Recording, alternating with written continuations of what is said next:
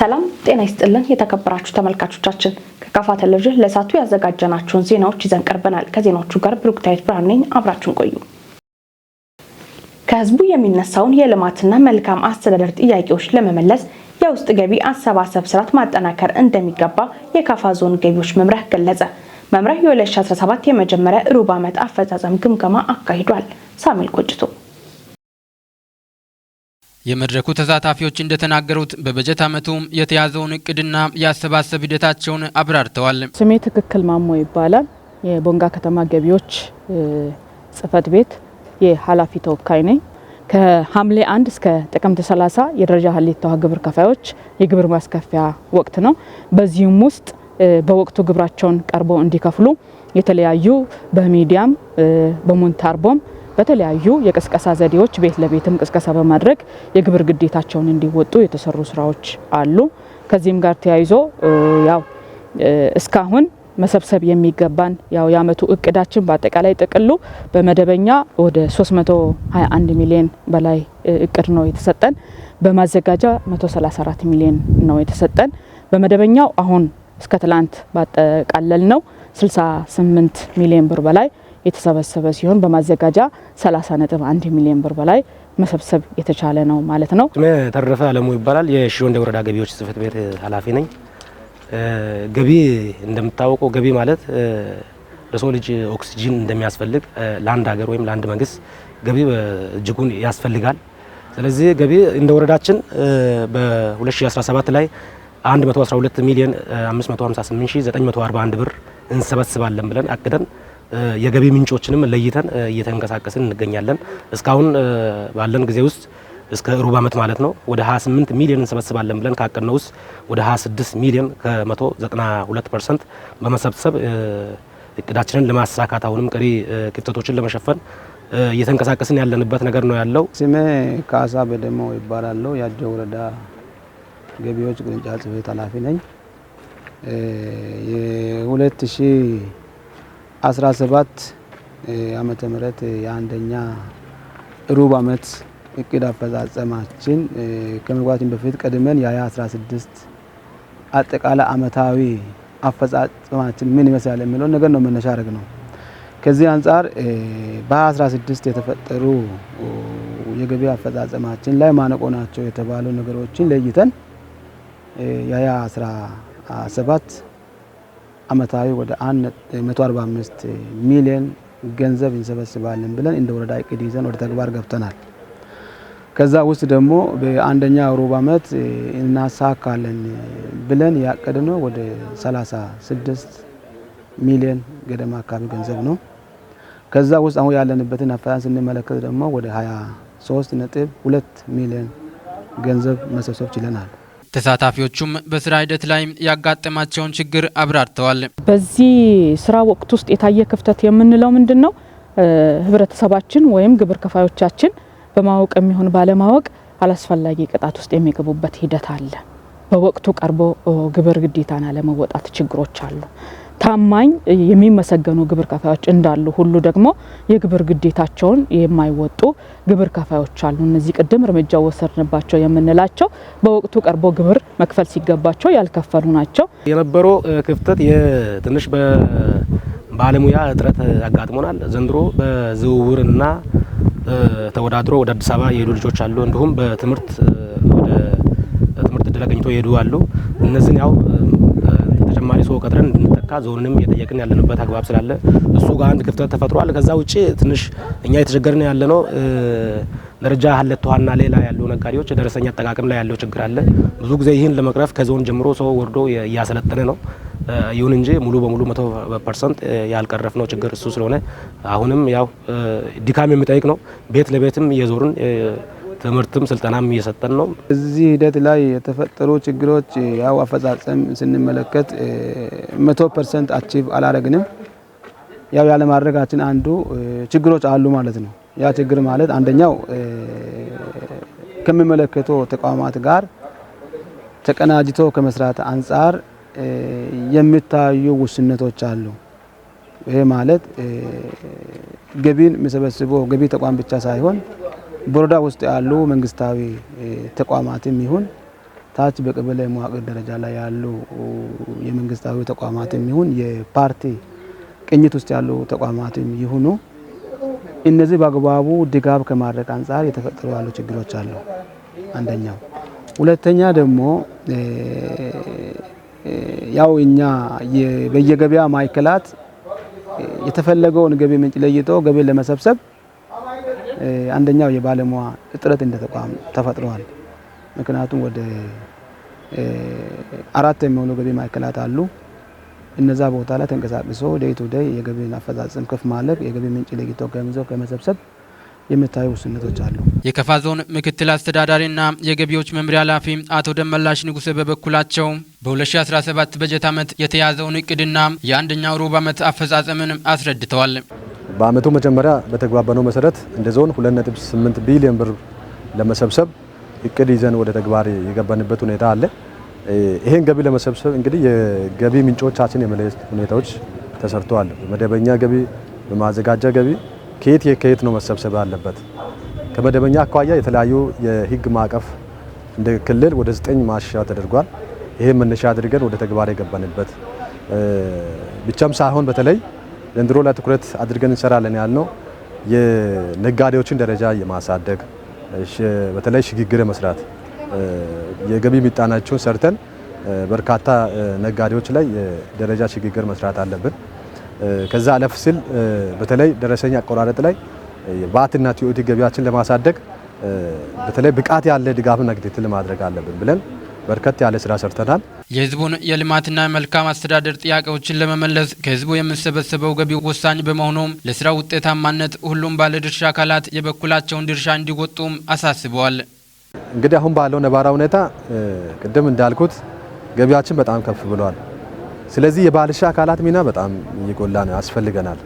እያንዳንዱ ባለድርሻ አካላት ባለድርሻም ብቻም ሳይሆን ባለቤት ስለሆነ የገቢን ስራ በየትኛውም ቦታ ላይ ሆኖ መደገፍ መቻል አለበት። ነጋዴው ባለድርሻ አካላት ባለቤት ነው፣ ማህበረሰቡ ባለቤት ነው፣ በየደረጃ ያለ የአመራር መዋቅር ባለቤት ነው። ያው እየመራም ስላለ ምክንያቱም ይሄን ሀብት ነው ሰብስበን የተለያዩ ልማት ጥያቄዎችን መመለስ የምንችለው። ከዛ አኳያ የባለድርሻ አካላት እንደ ባለቤትነት መደገፍ እንዳለባቸው ከዛ በመለስ በተለይ በየደረጃ ያሉ ግብር ከፋዮች አሉ፣ በጣም ታማኝ የሆኑ ግብር ከፋዮች አሉ፣ እየደገፉን አሉ። ነገር ግን የአመራዋን ጨርሰናል፣ ሌላውን ወደ ማጠናቀቅ ደረጃ ላይ ነን። ከዛ ውጪ የሀለቶ ውሃ ገና ስለሆነ የሂሳብ መዝገባቸውን በማቅረብ በወቅቱ ግብራቸውን ኃላፊነታቸውን እንዲወጡ በዚህ አጋጣሚ ለሀለቶ ውሃ ግብር ከፋዮች ጥሪዬን አስተላልፋለሁ።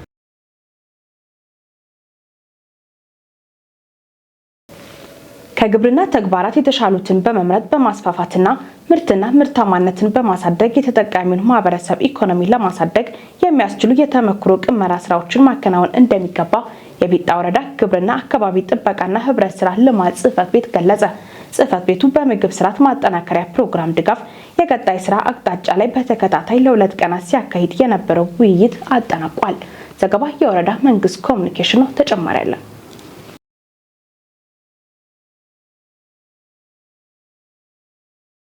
በመድረኩም የ2016 ዓመተ ምህረት የስራ ክንውን እንዲሁም የ2017 ዓመተ ምህረት የስራ እቅድ በየዘርፉ የቀረበ ሲሆን በቀረበው ሰነድ ላይ የቡድን ውይይት ተደርጓል። በ2016 በበጋ መስኖ በአጠቃላይ በሁለቱም ዙር 2683 ሄክታር ለማልማት ታቅዶ 2962 ሄክታር በማልማት ከእቅድ በላይ አፈጻጸም መመዝገቡ የተገለጸ ሲሆን በቀጣይ 3111 ሄክታር ስንዴ በበጋ መስኖ እንደሚለማ ተጠቁሟል። በወረዳ የሚገኙ የውሃ አማራጮችን አሟጦ በመጠቀም የሆርቲካልቸር ሰብሎችን ምርትና ምርታማነት በማሳደግና የመስኖ ተግባራትን በተደራጀና በተጠናከረ መልኩ በማከናወን እንዲሁም የመስኖ ልማትና ግብይት ስርዓቱን በማጠናከር አርሶ አደሮችን ተጠቃሚ ማድረግ የቀጣይ ጊዜ የትኩረት አቅጣጫ ስለመሆኑም ተመላክቷል። በእንስሳት ጤና ዘርፍ ለህብረተሰቡ ተገቢውን አገልግሎት ከመስጠት ባለፈ በባለሙያዎች የተስተዋሉ የኦዲት ግኝቶች በአስቸኳይ ገቢ ሊደረግ እንደሚገባ የተጠቆመ ሲሆን መደበኛ ስራዎቻቸውን ወደ ጎን በመተው በግል ጥቅማቸው የተጠመዱ ባለሙያዎች ወደ መስመር ሊገቡ እንደሚገባ አቅጣጫ ተቀምጧል።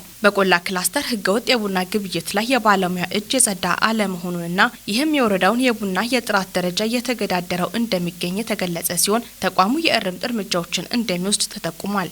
ከደን አጠባበቅ ጋር በተያያዘ የባለሙያ ትግል እጅግ ዝቅተኛ ከመሆኑ ባለፈ ውድመቱን ከመታገል ይልቅ ከአውዳሚዎች ጎን የሚሰለፉ ባለሙያዎች ሊቆጠቡ ይገባል ተብሏል። ከቡና ልማትና ግብይት ጋር በተያያዘ በወረዳው የተሻለ የቡና ምርት አቅም መኖሩ የተገለጸ ቢሆንም በቆላ አካባቢዎች የቡና ጥራት መጓደል የማይቀረፍ ሆኖ መቀጠሉንና ይህንንም ለመቅረፍ ተቋሙ ህጋዊ እርምጃ እንደሚወስድ አቅጣጫ ተቀምጧል። የወረዳ ግብርና አካባቢ ጥበቃና ህብረት ስራ ልማት ጽሕፈት ቤት ኃላፊ አቶ ጌታቸው ገብረ ሚካኤል ባስተላለፉት መልእክት የግብርና ባለሙያዎች በተማሩበት መስክ ተግተው በመስራት ምርትና ምርታማነትን ለማሳደግ የሚደረገውን ጥረት ሊያግዙ እንደሚገባ ጠቁሞ ዓላማቸውን በመሳት ከተግባራቸው ውጭ የሚገኙ ባለሙያዎችም በአስቸኳይ ሊታረሙ እንደሚገባ አሳስበዋል። ከግብርና ተግባራት የተሻሉትን በመምረጥና በማስፋፋት እንዲሁም ምርትና ምርታማነትን በማሳደግ የተጠቃሚውን ማህበረሰብ ኢኮኖሚ ለማሳደግ የሚያስችሉ የተመክሮ ቅመራ ስራዎችን ማከናወን እንደሚገባ የጠቆሙት አቶ ጌታቸው የኦዲት ግኝት ያለባቸው ባለሙያዎችም በአስቸኳይ ገቢ እንዲያደርጉ አጽንኦት ሰጥተዋል። በተሰማሩበት መስክ ለህብረተሰቡ ተገቢውን አገልግሎት በማይሰጡና ከተግባራቸው ውጭ በሆኑ ባለሙያዎች ላይ የማስተካከያ እርምጃ እንደሚወሰድም ኃላፊው ተናግረዋል። በቀጣይ የበጋ መስኖ ስንዴ ልማትን በትኩረት ለመተግበር ከወዲሁ ባለድርሻዎች ቅድመ ዝግጅት ሊያደርጉ እንደሚገባ የጠቀሱት አቶ ጌታቸው የእንሰት ልማትን ጨምሮ የሌማት ትሩፋትና የሰብል ልማት ስራዎችን በቁርጠኝነት በማከናወን የተሻለ ውጤት ለማስመዝገብ ጥረት ይደረጋል ብለዋል። በመድረኩም በስራ ስነ ምግባርና በሂሳብ አያያዝ ዙሪያ በዘርፉ ባለሙያዎች ስልጠና ለውይይት ተሳታፊዎች ተሰጥቷል።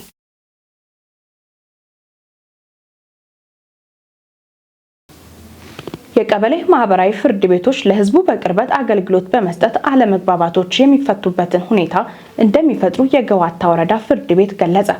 ፍርድ ቤቱ ለቀበሌ ማህበራዊ ፍርድ ቤቶች በአዋጅ ቁጥር 41/2016 ዙሪያ ሲሰጥ የነበረውን ስልጠና አጠናቋል።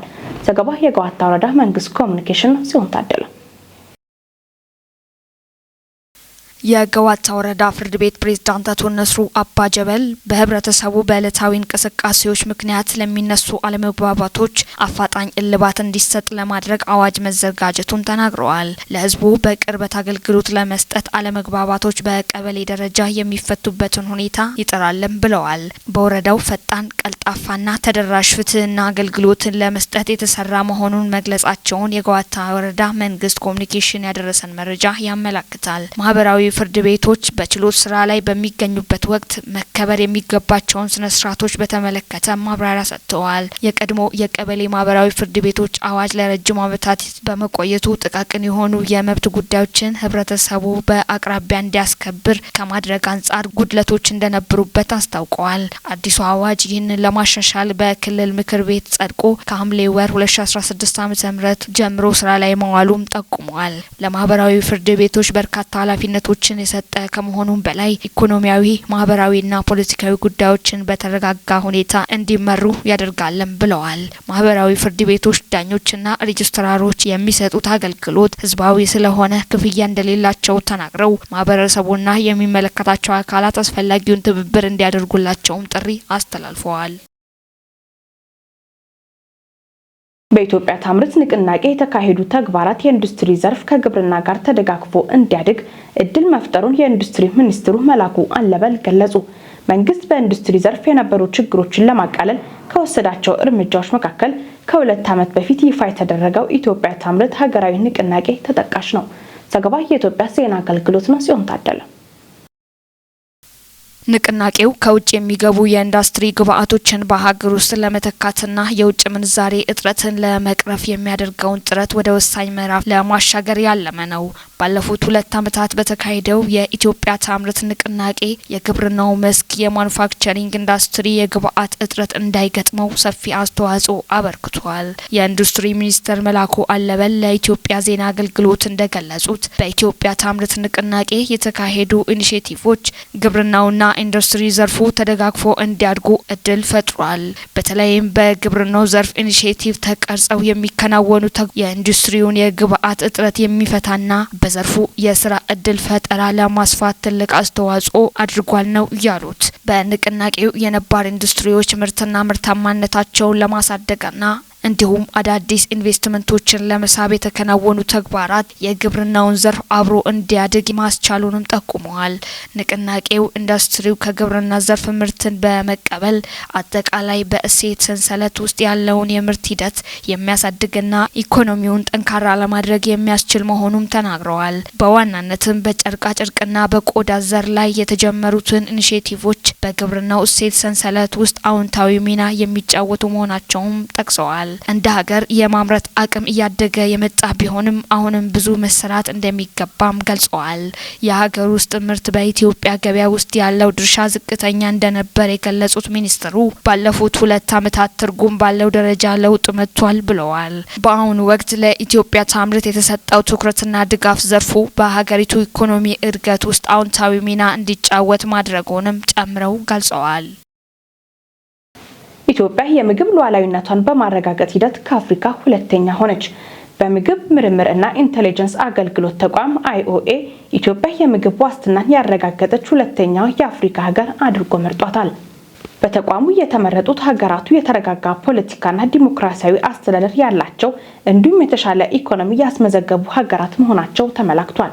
በዚህ መሰረት ደቡብ አፍሪካ 94.22% የምግብ ዋስትናን በማረጋገጥ ቀዳሚ ሀገር ስትሆን ኢትዮጵያ 91.31% በማሳካት ሁለተኛ ደረጃን ይዛለች። ኢትዮጵያ ባለፈው በጀት ዓመት 8.1% የኢኮኖሚ እድገት ማስመዝገቧ ይታወሳል። ሞሮኮ፣ አልጄሪያና ናይጄሪያ ደግሞ በቅደም ተከተል ከ3 እስከ 5 ያለውን ደረጃ የያዙ ሀገራት ናቸው። ጋቦን፣ ሩዋንዳ፣ ጋና፣ ሴኔጋልና ናሚቢያ ደግሞ በአፍሪካ የምግብ ሉዓላዊነትን በማረጋገጥ ሂደት በቅደም ተከተል ከ6 እስከ 10 ያለውን ደረጃ ይዘዋል።